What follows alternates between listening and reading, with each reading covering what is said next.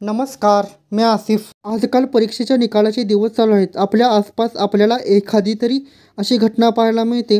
परीक्षेच्या निकालामुळे विद्यार्थ्यांमध्ये नैराश्य वाढले आहे. यातूनच ते चुकीचे व टोकाचे पाऊल उचलत आहेत. नुकताच 10वी-12वीचा निकाल लागला, तर काहींचे लागणार असतील.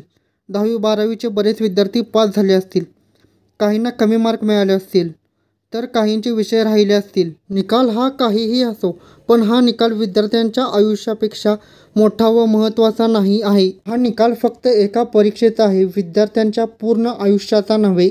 आपण जर पाहिले तर असे बरेच व्यक्ती आज आपल्यामध्ये आहेत, जे बोर्डाच्या शाळेच्या परीक्षेत नापास झाले, म्हणून त्यांनी चुकीचे पाऊल उचलले नाही.